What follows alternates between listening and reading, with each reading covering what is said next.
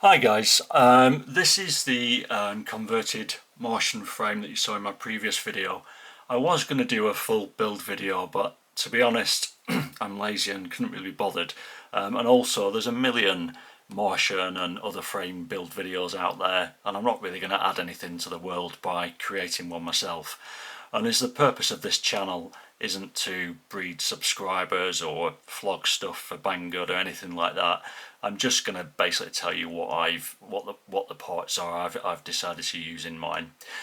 So as you can see, the frame is here. I've decided to use 20mm standoffs, and that will basically give me a nice amount of room, because the idea of this is this will go hopefully to somebody else when I sell it, and I don't want someone messing around with a 15mm or a 10mm stack height.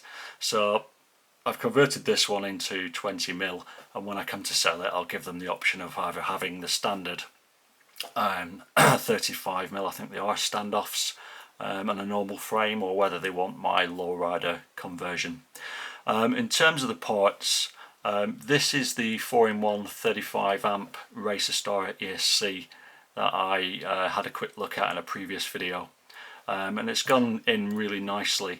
I'm using the same RCX 2206 2400 kV motors, and the reason for that is I simply found them really good motors, and if I'm selling this to somebody I need a reliable motor, and that's what they've proved to be for me. I was half tempted to use these, which are the Aokfly 2206, but there's been mixed reports on these. Some people have said, I mean, the thrust that they put out is obviously really good, but in the early versions of this there are quite a few people saying that they'd had slip magnets, etc. And it's only got a 3mm shaft and quite small bearings, so the longevity of it is up for debate. And I don't want to sell somebody a quadcopter and the motors pack up in 5 minutes. So I'll play around with these on a build for myself, and if they're crap then I'm the only person who's lost out.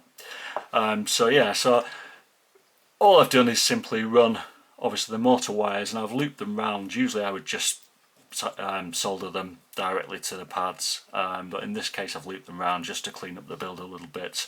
I've also removed the current sensor wire, which would be a white wire from the 4-in-1 Esc, simple because, as I said previously, I don't really see any point of a current sensor. And the board that I'm going to use with this, which is the F4 Flame, this has just arrived today, already has its own current sensor, so if you really want to use one of those, then it's already there. In terms of the build, I mean, it's an absolute delight to build something like this, because you've got so much space. After fighting with my super light builds and stuff like that, this is just really enjoyable, relaxing build. These little soft mounts here are some diatone ones, and these are incredibly cheap. I think they're like 87p or something like that on Banggood for about 20 of them.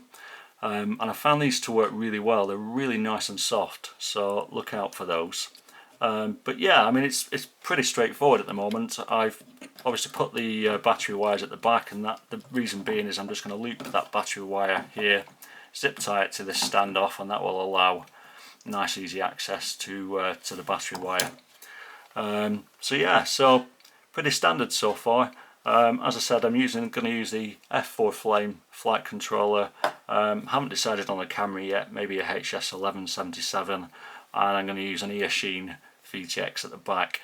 And I suspect when I put this all together it'll be a really good quad, and what I'm going to do is obviously give you my thoughts and compare it to the much more expensive Hyperlaw frame and build. Anyway, hope that was useful. Cheers guys, thanks, bye.